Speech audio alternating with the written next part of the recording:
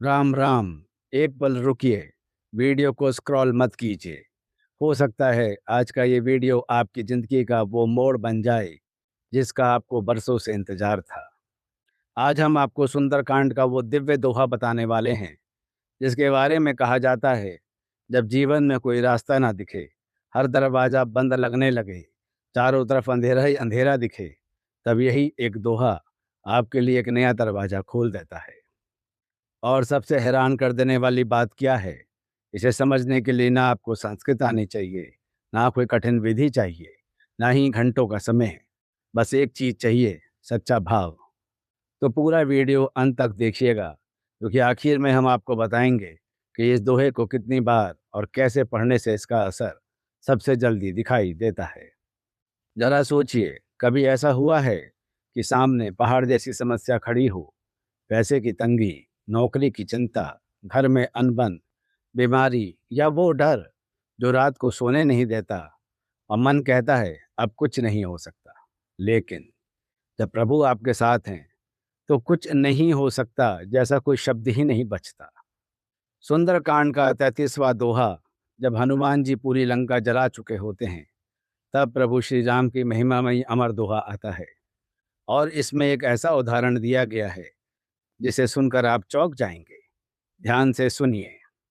ता कहूँ प्रभु कछु अगम नहीं, जा पर तुम अनुकूल, तब प्रभाव वडवान लही, जारी सकई खलु तूल। चलिए अब इस दोहे के कुछ जरूरी शब्द समझ लेते हैं ताकि अर्थ और गहराई से हृदय में उतर जाए। अनुकूल, प्रसन्न, मेहरबान, साथ देने वाला। प्रभाव, शक्ति, असर। अगम, जो पाया ना जा सके, असंभव। वडवानल, समुद्र की वो आग जो पानी से भी नहीं बुझती है, इसे सबसे विकट आग माना जाता है। जारी का अर्थ होता है जला देना। तूल रुई को कहते हैं और खल्लू का मतलब निश्चय ही, सच में।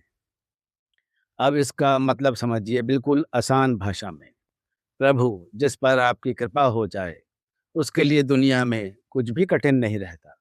और देखिए कैसा अद्भुत उदाहरण तुलसीदास जी देते हैं। आपकी कृपा से रुई समुद्र की आग को जला सकती है। जरा रुक कर सोचिए, आग के पास रुई जाए तो क्या होता है? रुई पल भर में जल जाती है ना? ये तो प्रकृति का नियम है। लेकिन यहाँ कहा जा रहा है, प्रभु की कृपा हो तो वही कमजोर सी रुई उस विशाल वटवानल को जला डालेगी। मतलब जो काम बिल्कुल नामुमकिन है, प्रभु की कृपा उसे भी मुमकिन बना देती है। तभी तो हनुमान जी के लिए पूरी लंका जला देना कोई बड़ी बात नहीं थी। अब जरा इसे अपने जीवन से जोड़ कर देखिए। आप वही रुई हैं, कमजोर, छोटे, साधनहीन, और आपकी समस्या वडवानल है, बड़ी, डरावनी, नामुमकिन लगने वाली। लेकिन जिस दिन प्रभु की कृपा आपके साथ हो गई, उस दिन आप ही उस समस्या को जला डालेंगे। ये कमजोरी की नहीं, कृपा की कहानी है। इस दोहे को श्रद्धा से पढ़ने से क्या हो सकता है? पहला, मन का डर और घबराहट धीरे धीरे शांत होने लगती है। दूसरा, जो काम महीनों से अटका था उसमें अचानक रास्ता निकलने लगता है। तीसरा, आपका आत्मविश्वास लौट आता है और जो भीतर से आवाज आती थी और कहती थी नहीं होगा, वो चुप हो जाती है। और चौथा, सबसे बड़ा, आपको ये भरोसा हो जाता है कि आप अकेले नहीं हैं, कोई बड़ी शक्ति आपके साथ खड़ी है। अब सबसे जरूरी बात, इसे कैसे पढ़ें? रोजाना के लिए सुबह स्नान के बाद राम दरबार के सामने बैठकर शांत मन से इस दोहे का 11, 21 या 51 बार जाप कीजिए। बस यही नियम बना लीजिए, ज़्यादा कुछ नहीं चाहिए। और जब जीवन में कोई बड़ी मुश्किल आ जाए, कोई फैसला अटक जाए, कोई डर सता रहा हो, तब इसे 51 बार जरूर पढ़िए, पूरे विश्वास के साथ, यह मानकर कि प्रभु सुन रहे हैं।